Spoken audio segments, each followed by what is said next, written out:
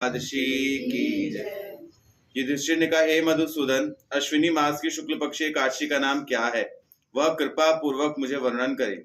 श्री कृष्ण ने कहा, हे राजन, अश्विनी की शुक्ल पक्ष एकादशी पापा कुंशा नाम से प्रसिद्ध है। इस प्रसिद्ध एकादशी को सर्वाभिष्ट फल प्राप्ति के लिए सर्व मोक्षदाता भगवान श्री पद्मनाभ की पूजा करना, जितेंद्रिय मुनिगण दीर्घ काल तक तपस्या कर जिस फल को प्राप्त करते हैं, भगवान विष्णु को प्रणाम से वह फल प्राप्त हो जाता है।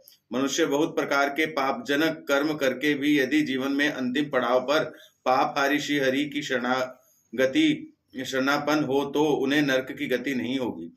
श्री हरि के नाम संकीर्तन के द्वारा पृथ्वी के समस्त तीर्थों का फल प्राप्त होता है। इस जगत में जो भगवान की शरण ग्रहण करते हैं उनको यातना नहीं भोगनी पड़ती।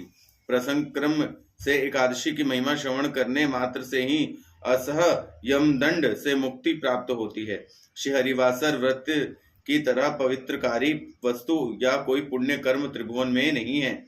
सहस्त्र सहस्त्र अश्वमेघ यज्ञ एवं शत शत राजसु यज्ञ श्री एकादशी व्रत के सेवे भाग के समान भी नहीं है। क्या बात है। इस व्रत के पालन करने से स्वर्ग मोक्ष लाभ दीर्घायु आरोग्य सुपत्नी मित्र इत्यादि अनायास ही प्राप्त होता है।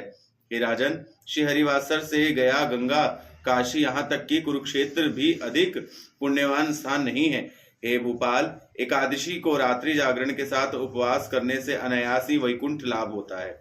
इस पाप कुंशा व्रत के फल से मनुष्य समस्त पापों से मुक्त होकर के भगवान के दिव्य चैतन्य वृंदावन गोलोक में जाता है। इस पवित्र दिन जो सोना तिल भूमि दूधवती गाय अन्न जल पादुका और छाता वस्त्र आदि सब कुछ दान करता है, उनको और यमालय में जाना नहीं पड़ता। जो यह समस्त पुण्य कर्म से विरक्त रहते हैं उनका जीवन लुहार की धोंकनी यानी चमड़े से बने धोंकने जिसमें हवा देकर भट्टी में आग सुलगाई जाती है उसी के समान है।